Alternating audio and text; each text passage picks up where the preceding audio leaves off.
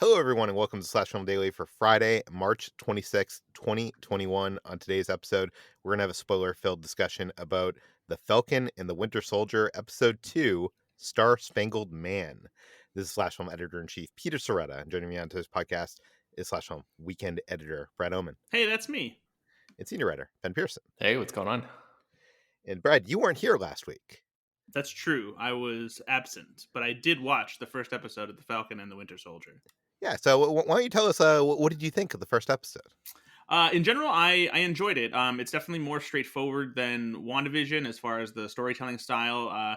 Fits a little bit more cleaner into the Marvel Cinematic Universe as far as just how it's shot. Pretty straightforward action, narrative kind of thing. But one thing I do appreciate, and I hope that this is a taste of what's to come for all of these shows, is that I like that it allows us to dig into Sam Wilson and Bucky Barnes as characters, and I feel like the trauma that Bucky is still dealing with by, being turned into an assassin by Hydra, and the struggles that Sam is having as, a black man who is a superhero, and this social commentary on race and just his place in society as this black hero. There's a lot of interesting things that they're doing that I was not fully expecting. And we'll talk more about how that carries even further into the second episode as well.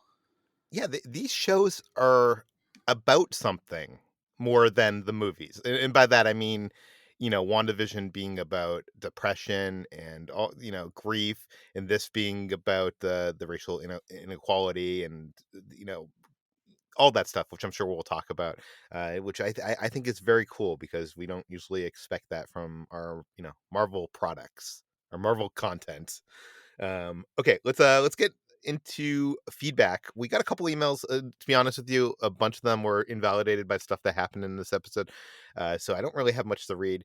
But my friend John Armstrong did I texted him last week about the first episode, and he brought up a point that I did not connect the dots, and that is that Bucky has this list of people that he's trying to make amends with, and it's kind of like a cool reflection of Steve in his list of all the stuff he was like. I mean, it's a very sad version of Steve's list, right?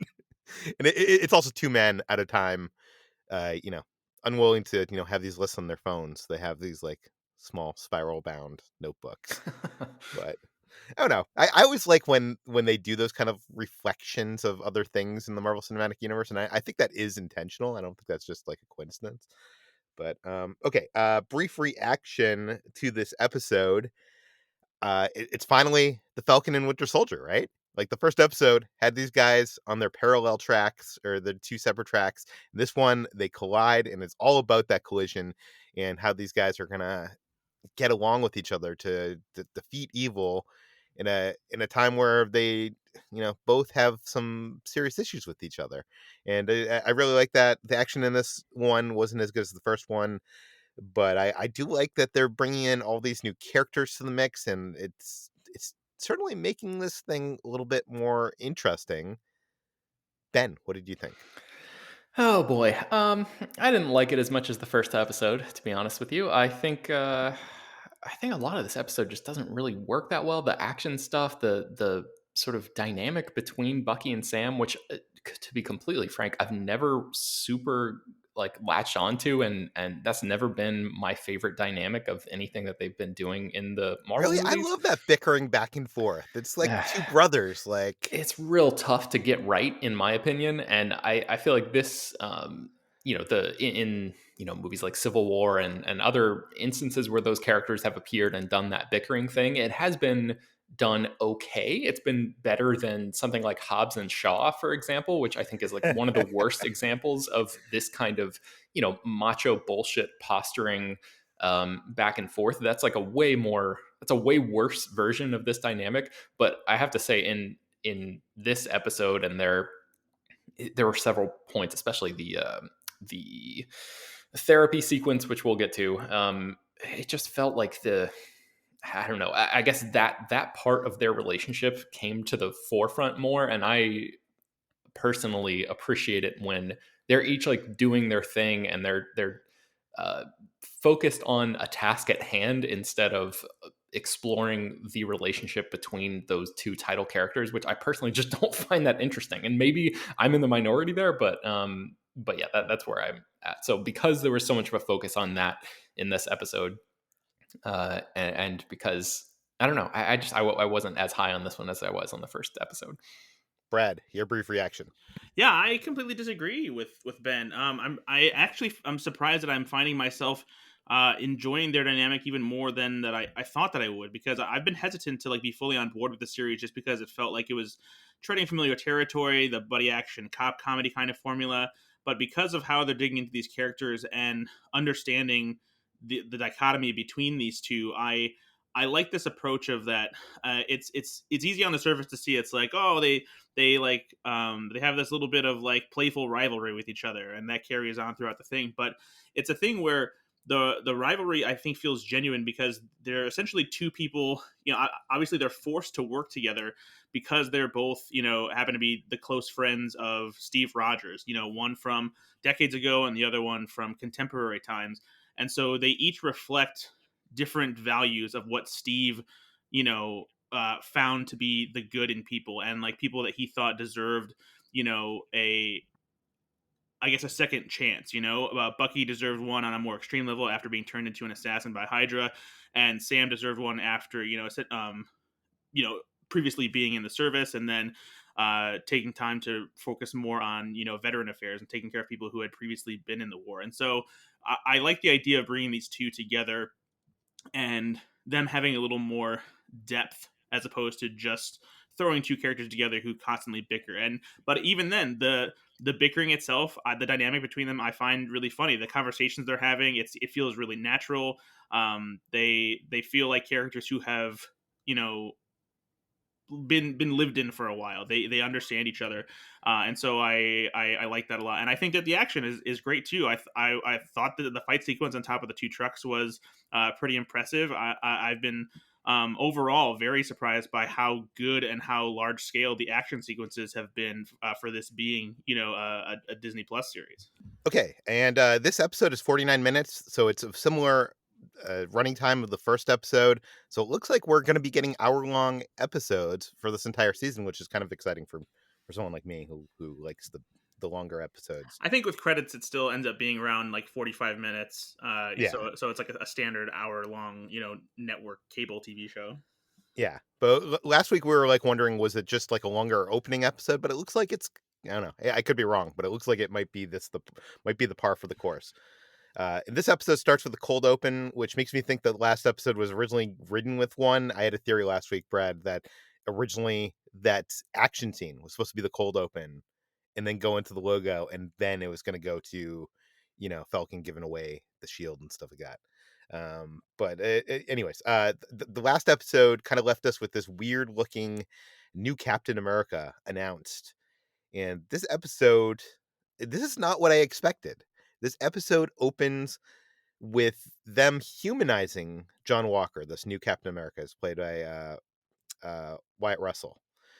And did either of you guys find this weird? Because I feel like he's clearly being set up as a antagonist here, but they want us to care for him, or do they? Yeah, I think that they obviously want to flesh him out. They want him to be a real character. They want to give him depth. They don't want to just make him this. Oh, look, it's a replacement Captain America who just flat out sucks and you should hate him. There's genuine good behind him, and that's the best thing about any character that becomes a villain is they feel like what they're doing is the right thing. They're just misguided or they have like the wrong perspective. It's the same thing with Thanos. What he wanted to do, he thought was in the best interest for the entire universe, but it was just a heinous way to go about doing it. And I think that there will be a slower build, I guess, to showing that this guy probably isn't the best replacement for Captain America. And I think there's definitely hints of that in here, that he's a little bit more of an asshole. But I do like this the opening that gives us this idea of that that's just not who he is necessarily all the time.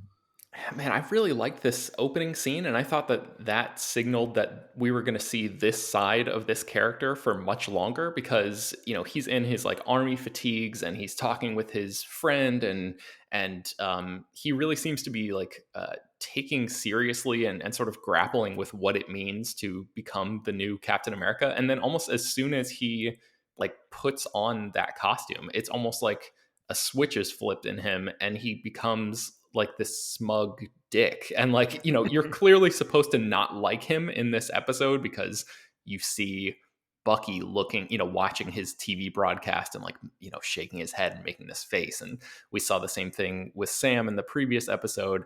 And like, obviously, the way that he treats them later on, you know, he's supposed to be not a bad guy, but a negative force. You know, like Yeah. this guy who's like swooped in and he claims that he's done the work, but we as the audience have seen what Sam and Bucky have done. We've watched them do the work, and we know that they're more. Both of them, either of them, is more deserving. But I loved the opening because I thought this was going to be, oh wow, this is going to be a little bit more complicated than just a sort of black and white thing. But really, I thought as soon as he put on that costume, it was like, oh well, there goes a little bit of the nuance that they had set up in that opening. But Yeah. I would love it if that sort of nuance came back, if that's even possible. I'm not sure how consistent of a characterization that would be. You know, if we suddenly saw, you know, peeks into his psyche in future episodes or something. But yeah, I was a little disappointed with that. I don't know. The filmmakers involved here seem to be interested in those kind of things. We'll see if, you know, the Marvel machine turns into the Marvel machine or not. But he's having this conversation with this actress named Gabrielle Bindless, and he's having this conversation in this locker room of his old high school football locker room. And when I watched this episode for the first time, I thought that maybe this woman was a high school sweetheart that he had to leave behind when he went on his tour of duty or something like that. But the credits say that she plays Olivia Walker, so that is his wife. Do you think we're going to see more of her in the show? Well, I guess I hope so because hopefully, you know, her presence would serve to ground that character a little bit more, and maybe he would not be. You know, he seemed to have a good relationship with her in that, you know, very few minutes of screen time that we saw in that opening. So Yeah. maybe if she comes back, she will serve to sort of help humanize him. I mean, even though that's a little bit of a reductive use of that character, I'm not sure how much room there's going to be for her to be able to like make a real Yeah. impact in this series, but. It seems weird to introduce that character because it seems like you could relay all the information to the other character that's there, that Lamar Hoskins. Mhm. This is his friend who he served with, aka Battlestar, and he tells to him that he's tired of the meetings, the speeches, the parades. He just wants to do his job, and Hoskins reminds him that this is his job. And Hoskins is played by Clee Bennett, I think is how you pronounce it. He's like one of those actors that you see in a billion TV shows playing cops or military people. He showed up in things like Flashpoint, Rookie Blue, Heroes Reborn, The Expanse, Jigsaw, Designated Survivor, Homeland, and he also played Sage on the Tick. So I think, Brad, did you see the Tick? I think Sage is one of the costume characters, right? I did not see the Tick. I Oh am. wow. That's one of my pop culture blind spots. I feel like that would be a show that you would like. I I don't know. I haven't seen I it, thought but that, yeah, I thought the same, but I just have never taken the dive. yeah. In the comics, Battlestar, who is Lamar Hoskins, was introduced in 1986, and he became the fifth character to assume the alias Bucky before taking on the name Battlestar. So, what that means for the show, I don't know. What do you think of Hoskins in the show? Like, it seems like he's kind of a reflection of what Bucky is to Sam, right? Yeah, I think so. I think he's. I was worried when we first saw this character that he was going to be like the equivalent of of that archetype that you've seen so often that you know, from '80s movies and then movies that parody '80s movies, where like he's the number two guy to the big bully who's like, yeah, boss, tell him, you know, like that that thing, like just repeating everything that the guy says, the Yeah. main villain says. But it seems like there's a little bit more to this character. Again, I'm not sure how much room this series is going to have in what we have 4 more episodes now to really like dig into this guy's psyche and like tell us a lot about his worldview and all of that. But he is a black character, and I'm curious, like if he is going to relate to Falcon in on those terms. In If there's going to be like a literal conversation that those two characters have about their race and their service to the country and what their standing is in the country and all of that kind of stuff. It seems like there could be an opportunity there to sort of bridge a gap between the Sam and Bucky side of things, and then Yeah. the Battlestar new Captain America side of things there, because the show has proven to be willing to embrace and sort of lean into topics of race and social class and things like that. So that would be cool. But yeah, I'm not sure if he's gonna get more more screen time. Brad, what did you make of this character? Yeah, that's kind of where I'm at too. I'm curious as to how that their relationship will, come into play as far as the overall dynamic and like the thematic elements of race, and that goes for Walker's wife too, since she's a black woman, and so I'm interested to see if there will be something that comes to a head with Walker as a character where he, essentially learn something about Sam's experience as far as what it would mean to have Sam as Captain America as opposed Mhm. to bring in someone like Walker to replace Steve Rogers. Yeah, that's a good point. Okay, so Hoskins mentioned Star Spangled Man, which is the title of this episode, but was also the song that Steve used to come out to like during like those USO tours, and it's also the song that's played by the brass band when John Wilson makes the appearance on the field here. The new Captain America is being interviewed by his old high school football field for Good Morning America because Synergy. Synergy, yeah. Disney owns ABC and ABC does Good Morning America. But for some reason, he's being interviewed by Sarah Haynes, who is not one of the hosts of Good Morning America. She's a co-host of The View for over 600 episodes. Why? I don't know. But anyways, what do you think of the new suit here? I think I like it. I like that star with the A logo on his chest, and it's also on the helmet. I like the parts of it. I don't like the stripes across the front of it because it looks like almost like a circus performer's jacket or something like that, like something you would see in the Greatest Showman if it were like turned into this big USA show. Yeah. But I do like certain aspects of the design. Something we didn't talk about last week, Peter, when we saw this new uh, iteration of this costume, is that he has a holster and a gun, and we see him use the gun in this episode, and it's just such a uh, I was going to say stark contrast, a stark contrast between Steve Rogers, who has this shield, and like the shield is the thing, it's the symbol, and that is such a powerful image versus a shield and a gun, which this new Captain America just uses wantonly in this truck fight sequence. So I think there's a lot of power in the fact that this new character is armed in that way instead of just holding up this symbol of defense. He's got some offensive material there as well. I thought this was interesting too, but then I did remember that in Captain America: The First Avenger, there's quite a grand heroic shot of Captain America and his team during the war busting into like Oh a yeah, Hydra base where he has the shield in hand and then he gets out a gun and they're all I just forgot shooting. about that. So it's Yeah. but I do agree that I felt that same way as Yeah. I was kind of shocked. It's like, oh, so he's not fucking around. Huh. So, am I misremember? Did he lose that gun?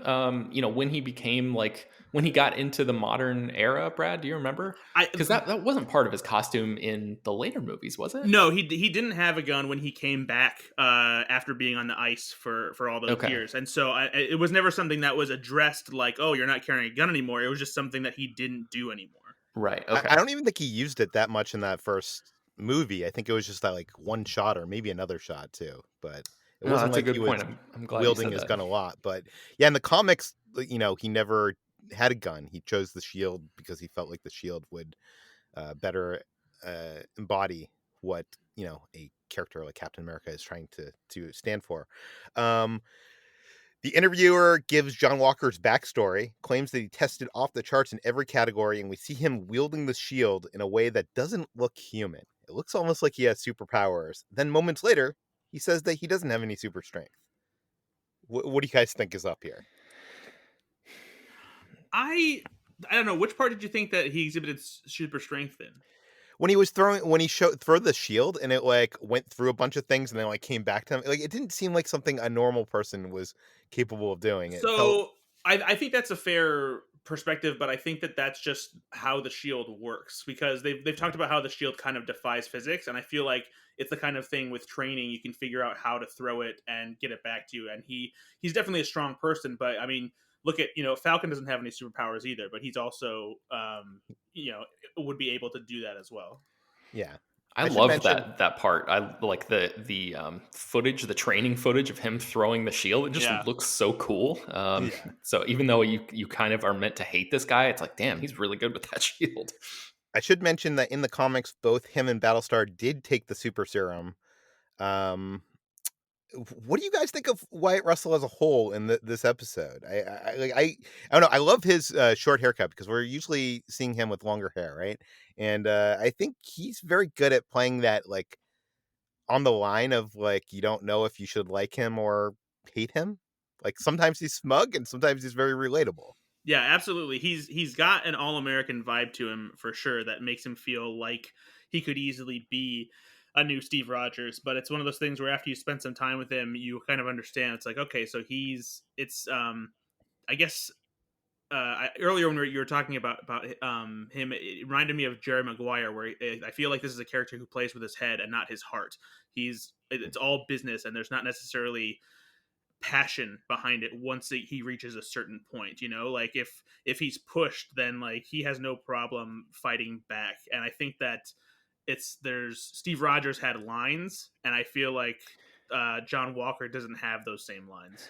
Yeah, that's the thing. He doesn't seem like a morally irredeemable character like somebody like Tyler Hayward from WandaVision, where it's like, as soon as you sort of understand what that character's motivation and end game is, it's clear that he is like a not a super villain, but like a purely villainous presence. And there's enough of a sliver of humanity into that Wyatt Russell Yeah. brings to this character that you feel like if all he needs is like a perspective shift, and he could be a good guy. He could be a character that actually sticks around, well beyond this show if Marvel wants to use him in that way. If he I feel like such an old man saying this, but like change your attitude. Like, just instead Shape of up like or ship out.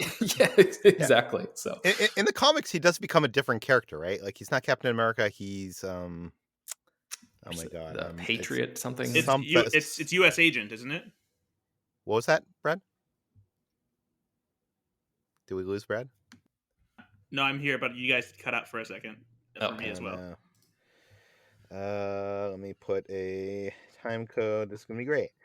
Okay, can you say the name again? It's U.S. agent, isn't it? Yeah, you are Oh, that's correct. right. Okay, so Bucky and Sam share their first scene for the first time in the series called Falcon and Winter Soldier, and Bucky gives Sam a lot of shit for giving up the shield. He's very disappointed in him, and there's this whole fun exchange about androids, aliens, and wizards, the three villains they usually fight. And at the end of the scene, Bucky claims that he did read The Hobbit in 1937. As I came across this tweet from Alexis Ned on Twitter that pointed out the initial run in 1937 of The Hobbit came out at the end of the year. It was only 1,500 books. So are we to believe that Bucky was a 20-something-year-old man living in Brooklyn that bought one of those 1,500 books of the initial run?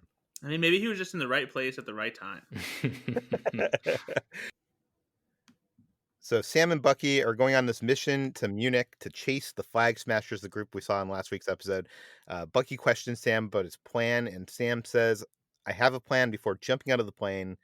We saw a similar thing happen in the Avengers where Steve was asking Tony if he had a plan, and Iron Man says he did the same thing before, diving out of the plane. Bucky jumps out of the plane at less than 200 feet and survives the fall with no parachute. And they find some superhuman people smuggling some big crates believed to be some kind of vaccine. Bucky and Falcon have a great back and forth, or if you listen to Ben, a bad back and forth, arguing like two little brothers I don't know. I like it. I like when you have this in the middle of action, which I guess is the same thing as what they did in Hobbs and Shaw, and it was so horrible in that movie. But they see a person in the back of one of the trucks that is taken off, who they think is a hostage, but it turns out to be Carly Morgenthau, who is played by the actress who played Enfys Nest in Solo, a Star Wars story. So is this gonna be her legacy where she's playing like a small young woman who you don't expect to be the major leader of a big pirate gang? I mean, she's certainly carving out that niche right now. I think her career is nascent enough where talking about Yeah. her legacy seems a little premature. Yeah, I know, I'm just kidding. They have a big action scene fighting on top of the 2 semi trucks, and it's kind of fun, but I don't think it's as big or as cool as last week's. The new Captain America jumps out of a copter and joins the fight alongside his friend, uh, Battlestar. What did you guys think of this action scene? Brad, it sounded like you liked it, right? I did, yeah. I think it's really cool. I like the choreography in it. I love how they use the trucks maneuvering around to do some interesting things. With just how Falcon and Bucky navigate the fight, and how the super soldiers really just kind of kick their ass. And I think it really ramps up to once the new Captain America and Battlestar show up, and starts throwing around the shield and stuff. I absolutely loved the very quick shot when Cap throws the shield and it comes back, and Bucky is the one who catches it, and like just without even like flinching, Cap just grabs out of his hand, and just the quick glance he gives, like, "Are you fucking kidding me?" Hmm. I also like, the moment where, his friend Battlestar gets thrown off the truck and John throws his shield to catch Yes, yeah, that was him. Yeah, that awesome. was a cool moment. I will say this about this big action scene is that it looked like usually with big superhero stuff, the geography of what's going on is kind of a mess, and you're seeing close-ups and stuff. I feel like they animaticked this scene to death because I felt like I knew where everything was and what everything was going on at the same time, and I wish that of any action scene. Um, the Captain America throws his shield under Lamar, like I said. Carly punches John Roderick off the truck into a car, and John and Lamar pick up the reluctant Sam and Bucky. We learn that John and Battlestar found them because they traced Sam's drone, Red Wing, which is government property. Which I guess I don't know. I'm guessing that's going to come into play later on as well. They mentioned this group, the GRC. This is the Global Reparation Council. They're a group in charge of reinstating citizens who were blipped away, restoring their health care, social security, and things like that. And they'll be mentioned later in this episode. But I love all the world building of what would happen with this blip, and I love how instrumental the whole blip is seems like it's going to be to this series. John Lamar tried to convince Sam and Bucky to work with them, and Bucky and Falcon are not interested. John says he's not trying to replace Steve, he's just trying to be the best Captain America he can be. But he says that right before, trying to get Falcon to get Sam to be his wingman, which I think is, I mean, he's kind of saying like, "Oh, you'll never be Captain America. But you could be my wingman." Is the way I took it.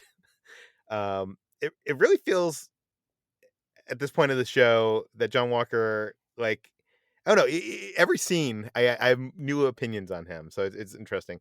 Carly's legend is spreading across this world, and people look at her as a new Robin Hood. So the question is, how is she taking from the rich and giving to the poor? We haven't really, have we explored that? Have they told us? I don't think so. I mean, I think we're supposed to sort of intimate that like this robbery of these vaccines are supposed to be distributed to people who need it more than whoever they were intended for. But I think that's as far as we've really gotten, unless I missed something. Yeah, Carly gets a text message from an unlisted number saying, "You took what was mine, and I'm going to find you and kill you." Who do you guys think this is? Is it the power broker that we find out later? Yeah, I think so. You Hmm. think so? Carly tells her team that we can't let the same assholes who were out back in power after the blip win. The GRC care more about those who came back than the ones who never left. So I think this is really interesting because if you think about this world where half the people in the entire world, disappear in an instant, and then the people that had to stay there for all that time, how many years were they there before they were Oh, put back? thought it was Do you remember? 5, Yeah, wasn't it? 5 years. Yeah. Yeah. So they were making do, and probably some of them, like, had it better. They were elevated in their positions and stuff. And now with these people coming back, I get it. Like people, maybe I don't know who should be more prioritized during that time. The people that had to deal with this loss for 5 years, or the people that lost 5 years of their life. Is there an answer to that question? I don't think so. But I mean, certainly a tough situation. I'm glad that they're trying to grapple with it. I just wish that the exposition stuff was delivered a little bit more smoothly across this whole show. Really, like the first Yeah. half of this episode, like the John Walker interview, with Good Morning America, she like pauses in the middle of it and like, wait a second, I think you're being a little too humble, and then proceeds to read off every stat about him like to his own face. Like, there's a way to tell the audience that stuff without sort of breaking into the reality of the world and asking us to See, that accept I it don't that way. mind. And the same thing with the GRC when that's first brought up. It's like, one of the characters in the back of the van is like, oh, the GRC this, and I'm like, oh, this is cool. I appreciate that they're like throwing us into the deep end and like not giving us the full context for this. Maybe they'll bring it up in an interesting way later where it will answer this question. And then immediately, Sam, like the next sentence or something, Sam is like, oh yeah, the global reparations committee or whatever. Like, yeah, okay, let's think about the reality here. Every character would know what that stood for, so there's no reason for him to actually say that aloud except to relay that information to the audience. And it's just a little awkward. And I know this stuff happens in every movie. I just think Marvel has been better than that in the past, and I wish that they would. I don't know. And maybe it's a different thing in TV. And TV writers are used to handling and sort of doling out exposition in certain ways, but I just it felt a little awkward to me. I mean, I agree with you. I will disagree with the Good Morning America because I feel like that's what they do on Good Morning America. They're like, that's just how interviews go. I think, or maybe that's my perception of Good Morning America. I don't know, but yeah, I agree. This whole GRC thing was a little clunky, and I had to rewind and be like, wait, what? This felt just so weird. So Carly asks her group for a commitment from because tomorrow, quote, there's no going back. So, what do you guys think they have planned? Seems like something big. No theories? Man, yeah, it's tough to say. I don't know. Like, Brad, based on what we've seen of this organization thus far, there's like uh, is there a connection to their appearance in the first episode and this? Like, is this part of the same heist? Is that what's happening? Yeah, I'm not Is that entirely clear sure. to you? No, I'm not entirely sure. And I think that them being vague about it is probably intentional. Like, and we'll probably learn what their big move is, and that maybe it might have some kind of impact on the Marvel Cinematic Universe at large, outside of just this series. But what I also do wonder is how it will either go along with or contrast what Zemo will likely be up to, because we know that he's not just going to be stuck in that cell. There's footage of him in trailers and whatnot, being out and wearing the purple mask that he wore in the comics. So I'm curious if I wonder if this is something that Zemo will align himself with. If Mm. their plan is to break Zemo out because maybe they know his perspective aligns with theirs. I'm not sure. One thing I was wondering is like if this is a vaccine, like so they have all these crates of something that we think is a vaccine. Some people think it's super serum. I'm not sure how that would play into things. Um, we know that we've been told that the show does have a pandemic subplot of some kind because that was reported in the news. So I'm wondering if it could be possible that they're going to set off a bioweapon and have the vaccine to give them the power and give the power to the people that are with them. Maybe is that like reaching? Oh, interesting. Because then they could just issue it out to half the population and get that could be a way to sort of return things to a blip world. Is Yeah, that what you mean? yeah, that's what I was suggesting. But I don't know, that might be like too big of a thing for this group. Seems super small That's a to lot of accomplish something depth like for a that. Marvel property to Yeah, roll out, because that seems like something that would be more permanent than a snap, where characters could come back. But that would yeah. be interesting and sort of in line with their sort of worldview. Well, I'm not going to say that they get away with it, Ben. Like they could, Right. get stopped. Um, but okay, Bucky tells Sam that there's someone he needs to meet, and they go to Baltimore. Before they go to this house that they're going to, they meet this little kid who calls Falcon the Black Falcon.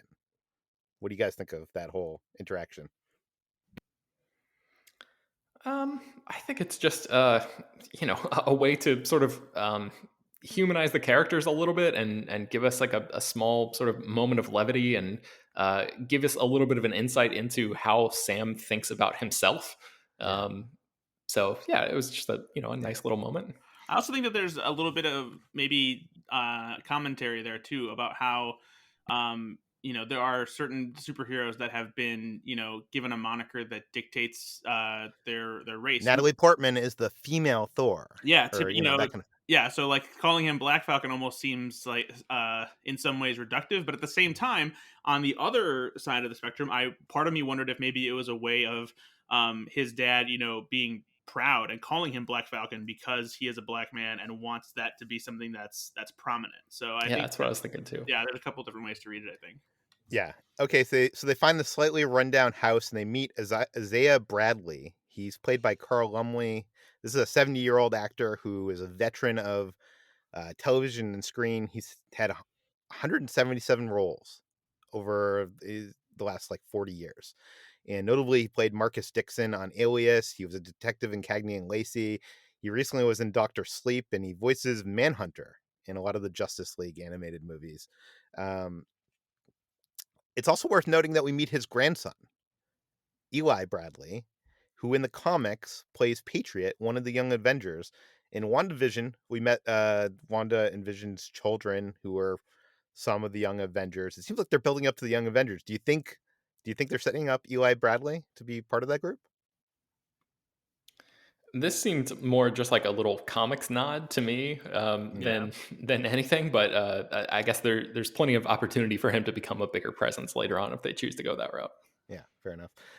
Isaiah has a history with Bucky in the 50s. Bucky says that he's not a killer anymore, and Isaiah says you can't wake up one day and decide that what you're going to be. It doesn't work like that, or maybe that does for you. Um, what did you think of this whole interaction between them? What do you think, Brad? I think it fits in perfectly with what started, in the first episode, where there's these underlying, racial tones and thematic elements that will be playing through, and Sam's place as a black superhero. And in this case, I think this commentary comes from the fact that Bucky is fortunate enough that he's able to shake this image as an assassin in some ways, simply because he's a white guy, and Isaiah Bradley hasn't been so lucky.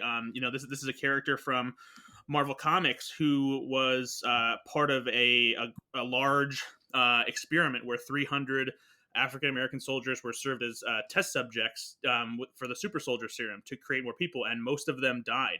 And I don't know how much they're going to dig into this movie, whether that secret project that tried to create more super soldiers will become prominent. But I think that the fact that this is a black man who was imprisoned and experimented on and everything and treated pretty unfairly by the government definitely has some relevancy to the stuff that Sam is going through right now. Yeah, and then they're told to leave. Sam argues with Bucky in the middle of the street, and this draws the attention of a couple white police officers who begin interrogating Sam before they realize that he's Falcon and apologize. I think this is a great scene. By the way, the first few episodes of this show, or at least the first half of the show, I think was filmed in 2019, before the pandemic, before the Black Lives Matters, like the big protests and stuff like that. And it's so interesting that this show, if this show was able to have that scene in there before that time, like how uh I don't know. It seems like they had their hand on the pulse. What do you guys think?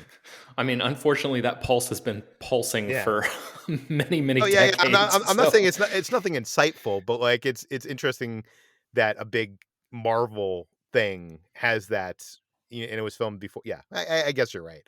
Like, it's stupid to say that that's, commendable. well, It's it's just obviously I think you bring up a good point in that it's yeah, those issues have certainly become like more in the forefront yeah, in the wake of last year, and that's something that people might view through a different lens now. But I think for like for Malcolm Spellman and like any black creator in Hollywood, this is that's been day to day life. life kind of thing, Yeah. Very true. In the end, they end up arresting Bucky because he didn't show up for his court-mandated therapy session.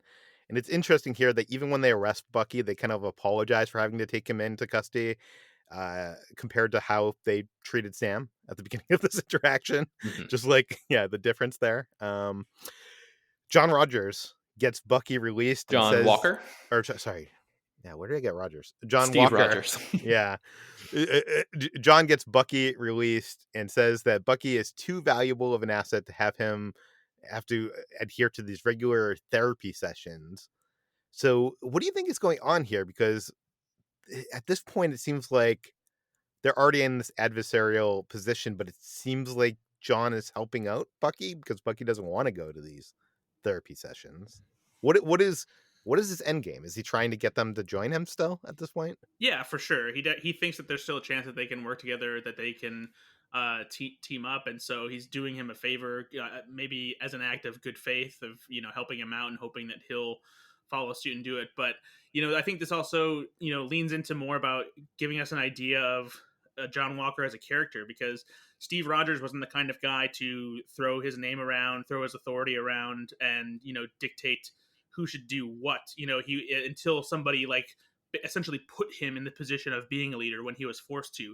Whereas we see, Walker doesn't hesitate to, put in a good word and make things happen. He's posing for selfies with people. And so he's acting much more like a celebrity and using his, name to do things rather, unlike Steve Rogers was. Yeah, Yeah, and he and seems there's I so think full it of himself too, like in that yeah. scene in the police station. Yeah, and there's that line where he's like, "Do whatever you have to do."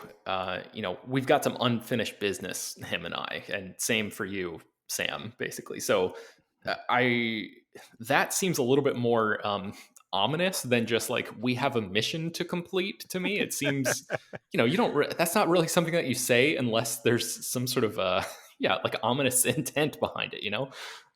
So I wonder like what exactly he wants from them at this juncture. Yeah. Well, they meet with Dr. Rayner. She demands a session with both of them.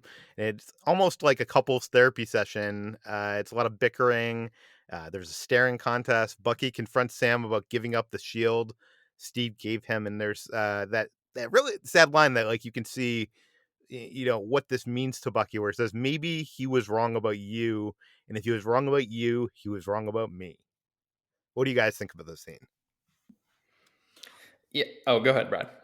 No, no, I was just gonna say I dug it. It's definitely a little on the nose, but that's not to be unexpected in these kinds of situations. Sometimes you just have to lay it out there. But I thought Sebastian Stan delivered it really well. There was power behind it, and you can tell that it's something that as a character, Bucky is concerned about whether or not he can actually be redeemed, because he doesn't view himself as being fully redeemed. In the previous episode, he talked about how he got a little bit of time to himself in Wakanda to kind of rejuvenate and recharge and kind of get a grasp on things, but he still hasn't had much time to deal with his past and his trauma. And so I think he's hoping that what Steve saw in him is true and that he can be redeemed. And so he doesn't want, his trust to be misplaced. Yeah. Yeah, I think that's well said. I've already mentioned that I didn't really care for like the jokey part of this, but I think that line that you read, Peter, the if he was wrong about you, then he was wrong about me line. Like you said, Brad, is delivered with some serious power behind it, and I'm glad that it's that that is the underlying thing, the position from which Bucky is coming, because for this whole episode, really, he's sort of needling Sam about like, why'd you give up the shield, whatever. And for me, I was wondering if he was going to come around to the idea to actually say out loud, like, Steve, like, you didn't deserve it. Basically, if you turned it in, maybe Steve should have given it to me, like that kind of mentality. But instead, Ah, it came to, if he was wrong about you, then he was wrong about me, and that gives us a window into exactly the mindset that Brad just laid out. So I was really happy to hear that that was the motivation there instead of the other thing. yeah, exactly what you said. Sam says it was his choice to make, and Sam suggests that they squash their problems, work with each other to stop this threat, and plan to go their separate ways after.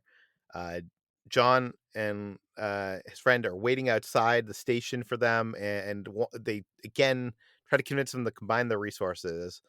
It is relayed that the group is taking the medicine they just stole to one of these displaced communities in Europe. They don't know where she is now. I don't know, like a lot of this, like exposition, like it doesn't even see. Like I don't understand where they're going with it. Like why they're going to one of these communities in Europe. Like I don't understand where exactly it's headed or why I it think that's part of the matters. Robin Hood thing, right? Like Yeah, the idea that these people are displaced, I think has to do with the blip and people yeah. coming back, and then like if you have set up in a space for 5 years, and then all of a sudden you have double the people that need to fill that space. Of course, there are going to be refugee camps and things like that where people are fighting over resources and space and all that kind of stuff. So it makes sense. I mean, I think they say there are like hundreds of these camps set up across Central and Eastern Europe. But Um, I think to your point though, when you were talking about all this, is like they're telling us a lot of this stuff, and we're not being shown it. And like right. I feel like the language of cinema or TV is for us to learn by seeing it, Yeah, and just being told it just seems so weird. I I don't know. agree. Okay, so Sam says because they don't work for the government, they're free agents, and this allows them to be more flexible, and thus they will not be working with them because why would they want to adhere to like all the rules that the new Captain America has to abide by. And John says a word of advice to them: stay out of my way. So that again seems a little ominous there. The power brokers show up, and the flag smashers need to take off in their plane fast. One of the super soldiers sacrifices himself to prevent them from catching them. Who do you think the power? Like, what are the power brokers? Like, so far, like they've just basically been mentioned, right? Like, or did we see them in the first episode? I don't think we did. I don't think so. So, what do you guys think? Like, who are the power brokers, and what do they want? That's a I good guess question. they're the ones that are in power that don't want the power to be. I don't know. It seems like such a like very vague concept It right kind now. of seems like a government organization. Like there's a military force, there's a bunch of like like MCU vehicles, like black SUVs, and a bunch of soldiers get out right outside of the airport there. And then there's like a guy who looks like he works for the FBI or something, who like makes this call and says whatever he says, like they got away, whatever. And he's wearing a bulletproof vest and like it doesn't seem like a super villain organization. It seems more like a government entity. So I wonder what exactly they're getting at there. Now, I don't know about them in the comics, but I did some Wikipediaing, and in the comic books, there's a character named the Power Broker. He's a mad scientist who is kind of a satire on public obsession and with health and fitness. And you know how I mentioned earlier that in the comics, John Walker and Battlestar uh, got the super serum? Well, they got it from the character of the Power Broker. So, Interesting. I don't know if that's related here. I don't know. We'll see. I don't know how you even connect the dots because it doesn't feel like they connect aside from the comics, right? But okay. Uh, Bucky thinks Isaiah was saying that people that my when he said my people, he meant Hydra. Bucky's plan is to meet with Baron Zemo, who knows all of Hydra's secrets. And just then we leave with our tease for the end of this episode. Like they tease the new New Captain America last episode, they go into this prison cell in Berlin. There's this classical music playing. There's this chess game in progress, and then we see just for a few seconds the side of Zemo. Cut to black. What did you guys think of the end of this episode?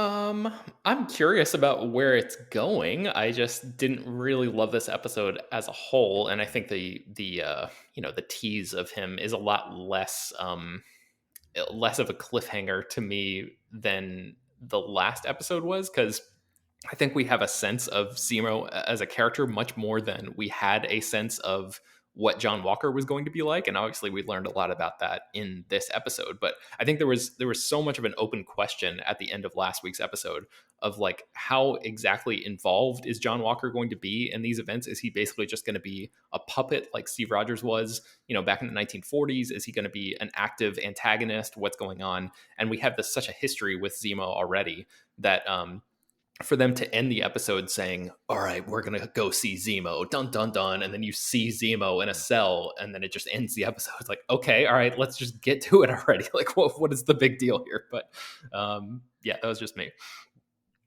Brad, what did you think of the Zemo reveal? I mean, we knew it was coming, so it's not really like a surprise. Yeah, it wasn't shocking. If anything, it just piques my interest to see what they're going to do with him as a character and how he ties into the rest of the story. But yeah, I mean, and I like Daniel Bruhl, and I'm glad to see him coming back and getting to do a little bit more. Let's get into the speculation side of things. In the comics, I learned that Battlestar would stage attacks for Walker to come in and save the day to look like a hero.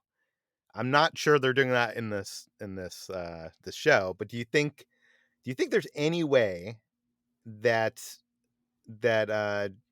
John Walker is working with the Flag Smashers? It's an interesting idea. That it would definitely create a conspiracy thriller kind of angle to this, where the government knows that they need a way to get people to believe in the new Captain America now that Steve Rogers is gone, and creating a threat like this would be something nefarious enough for a secret government organization to do in order to instill that faith in people. I think, yeah, I don't know. It would kind of be along the lines of something similar to the 9/11 conspiracies that are out there and things like that. That the government did these things to strike fear in us and help us to rely on the government more for our safety. So I mean, yeah, it's interesting. Yeah. Also, in the comics, at one point, Walker was hired to make Falcon fail publicly to kind of discredit him. So I'm wondering if there's going to be part of that in the show at some point. But I guess that's it. Like, I don't know. Usually, for when we were doing the WandaVision episodes, there was so many questions to ask at the end of the episode. But I don't feel like there is that many questions here. Where do you guys think we're headed? Like, what do you think we're going to see in the next episode, other than obviously them coming face to face with Zemo? I'm intrigued by that suggestion you brought up about like the idea of introducing, some sort of bioweapon and then like strategically deploying these vaccines to, half the people so they can sort of literally return the world to a state, where it was during the events of the blip. I have no idea if they're going to go that way, but I kind of like that idea now that you mention it. So that's as close as I can get to good speculation at this point. Brad, what do you think? How do you think Zemo is going to get out? That's also a good question. I mean, the thing that I just mentioned is really my best theory, is that maybe the Flag Smashers break him out.